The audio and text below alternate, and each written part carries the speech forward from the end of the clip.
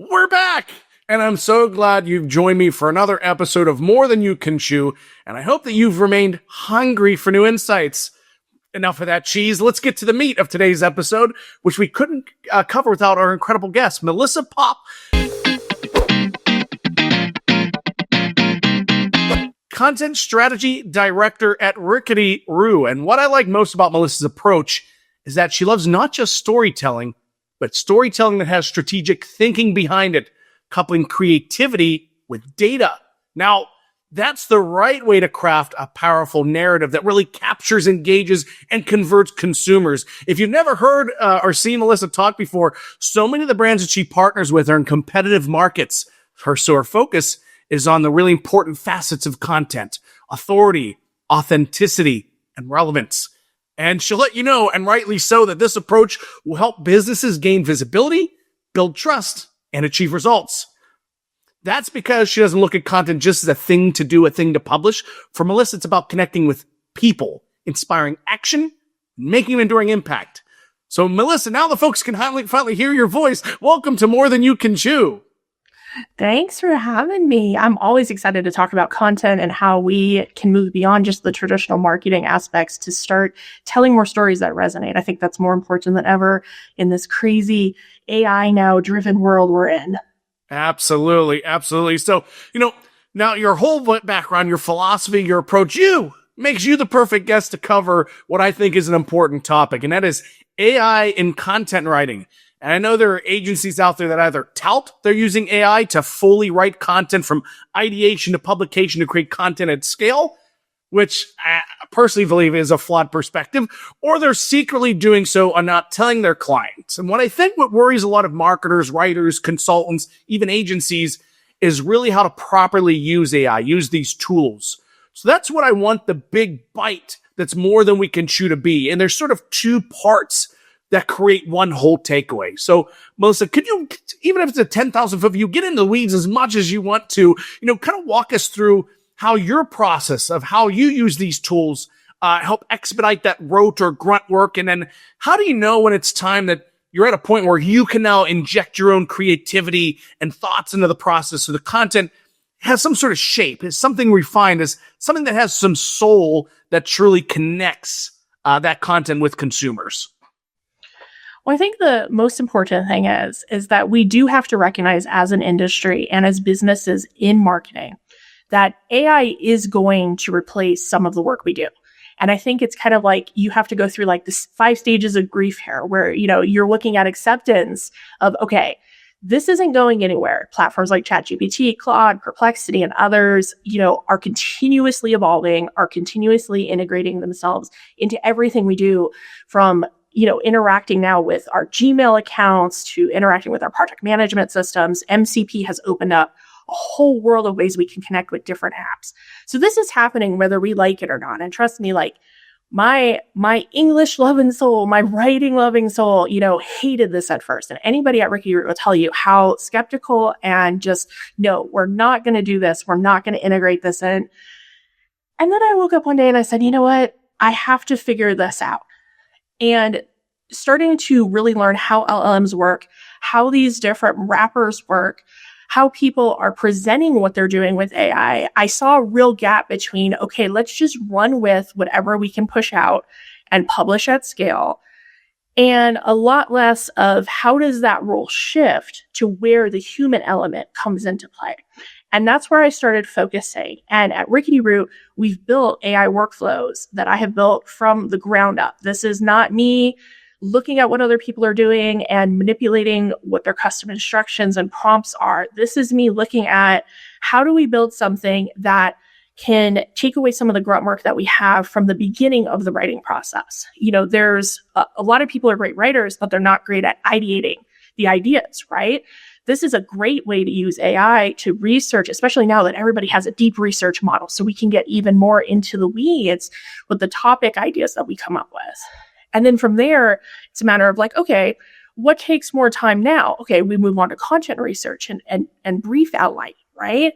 And I don't know how many people out there have seen content briefs that I have created. But I am like, as a person who's been writing since she was 4 years old and went to school for journalism and has been writing since I was a kid and have this deep appreciation and love for it, I create probably overkill briefs to hand off either whether I'm writing it or I'm handing it off to a writer. So that takes a lot of time. And, that's on top of the research you're doing to support that brief. So the next place I started was thinking, okay, what can we take out of the research and the outlining process that we could take, let's say 50 to 60% of the time I spent on that and take that other 40% of the time after AI helps that heavy lifting. That's where the human eyes and the human critical thinking and the creativity comes into play. So, that naturally progressed to, okay, I have great ideas. I have great outline. I'm feeling good about this brief. I'm feeling good where it is.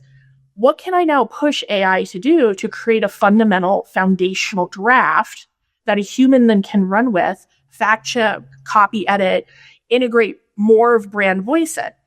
And so this is where all of the time I've spent over the last 18 months of learning how LLMs work and how prompt and custom instructions work, that I now have built a process for RicketyRoo where we can go from ideation through research to outlining to a foundational first draft, cutting more than 70% of our time of the grunt work that gets us to that place so that the human eyes can now take that and run with it and just tweak and copy edit and play and actually get more creative than we actually normally would if we were doing this from start to finish with a time or budget constraint. And so really for me, like the whole approach, and this is what I tell everybody who's playing with AI. First off, stop reading everything out there, get your own hands dirty, figure out what's important to you, and build that into what you're trying to build. And nothing I'm building is proprietary or something anybody out there can do with honestly any skill level. This isn't even, I'd love to say my 20 years of marketing helped me get and build this. No, just the passion for it did. Like the actual skill set and everything, I think that's one of the greatest things about AI right now in our industry is that anybody can jump in and learn and figure out how to take their own soul and put it into what they're building. And I think that's going to be the difference that we see in the coming 6, 9, 12 months as AI, Google just launched AI mode and we're seeing LLMs showing up in GA4 and other analytics tools that people are using. So how do we connect with these and overcome that robotic presence with the content we're doing? And to me, it's like, you've got to put your soul into it. You've got to put your passion into it. And the more we figure out how to do this with these tools, not only the better the end product is, but the better we're all going to feel about AIs taking our jobs, right? This is how we save our jobs. This is how we save our industry. How do we take our passion and put it into what we're building? And then ultimately how we're serving our clients. Fantastic. I love that. And I love the clear passion you have in talking about the process and the creation of content. Do you have, I don't want you to put give away the whole apple cart, or I don't know, some sort of phrase that would capture what I'm trying to ask you, any analogy, but, do you have any tips to help people understand how to properly craft prompts at each of those stages? Like anything that you would say, like, here are things we learned that were mistakes to avoid, or here are things that you should try to include. Even you can speak to it more generally instead of, like I said, you don't have to give away all of the sauce, but, are there just some things you would say, look, if you're going to write a prompt for ideating, if you're going to write a prompt for research, if you're going to write a prompt for any sort of like AI assisted editing, like what are some tips you might have for someone to effectively do that? Well, the first thing is that I hate about this whole concept of prompt engineering guides that people are putting out there.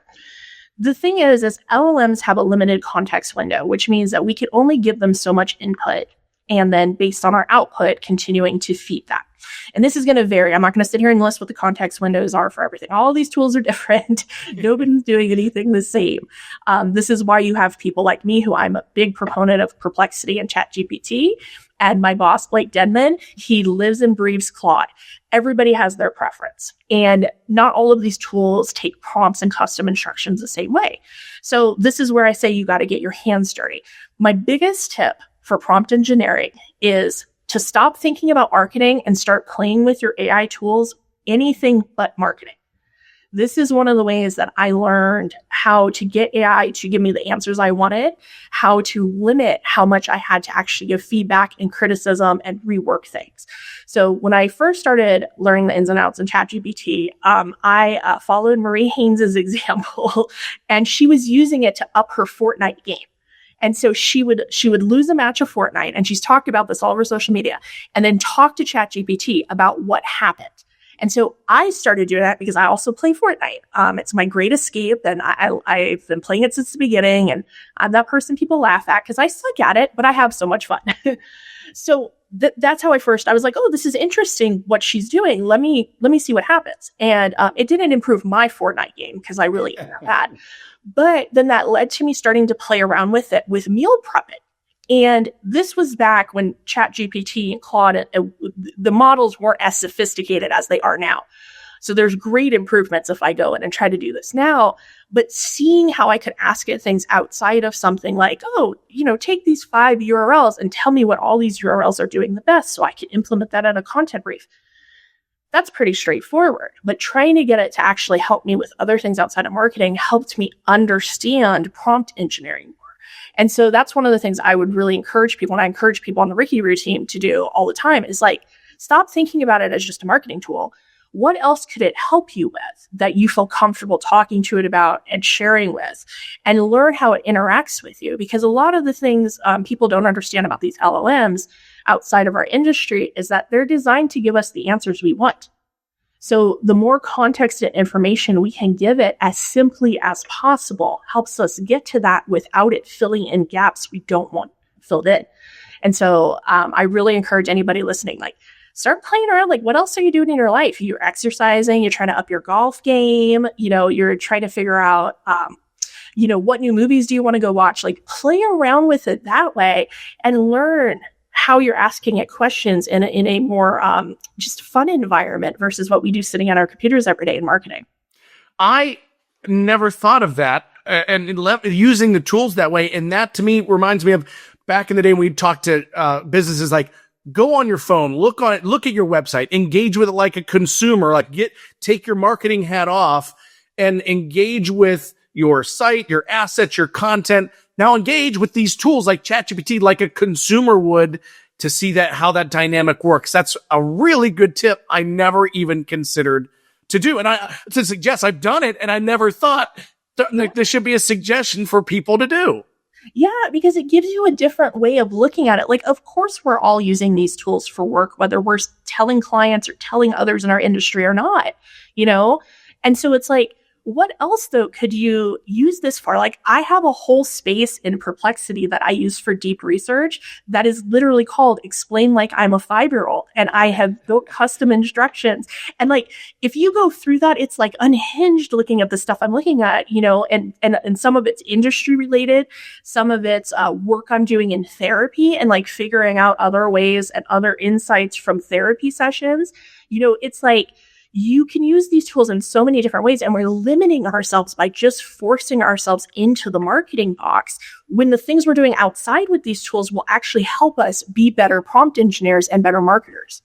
Fantastic tip, guys. That's the big bite that you can take away to chew on for a bit, is start engaging with these tools like consumers and learn how those interactions happen. Look at those outputs you're getting, see what consumers are going to see, and leverage those insights into how you can start building out prompts to get the specificity and the details you need in order to limit those gaps that the LLMs will try to fill. So, Melissa, thank you so much for those insights, the walkthrough of your process. And of course, the big tip I didn't think of is use it like the consumer. So thank you again for your time today. But before I let you go, I have one last question to ask you, and it's going to be the toughest question you've ever been asked on a podcast ever, I promise.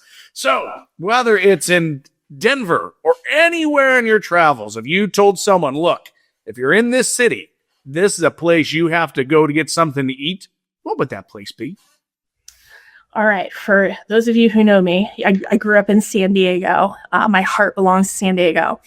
And if you're ever there and you're in the La Jolla region, you want to go to Point Loma Seafood. They catch fish right at the restaurant. It will be the freshest, greatest seafood you've ever had in your life. I will tell you that the locals trick though, you got to get there early because this place is small, it's busy, it's popular. Don't park at the lot right next to the restaurant. Park blocks away and walk. Trust me, save yourself a headache because you won't be able to find parking. But trust me, this is going to be one of the greatest seafood experiences of your whole life. I used to go there as a child with my parents all the time. And I try to make time every time I'm in San Diego back there, especially now that Brighton is there, of taking some time and going there. Nice. And what was the name of that again? Point Loma Seafood. All right. Awesome. Well, I hope I get to go to San Diego sometime soon because I'm definitely going to check that place out. Anywhere where the fish is caught right at the restaurant is definitely going to be probably the freshest fish you're ever going to have. So awesome points. Melissa, again, thank you so much for your time here today. I really am grateful that you came here to talk a little bit about AI in the writing process. I'm glad to be here. I love talking about this. So anybody listening, feel free to hit me up. Tell me the weird stuff you're searching and using AI for. I'd love to hear about it. Great. All right. Awesome. Well, everyone, I'll catch you on the next More Than You Can Chew.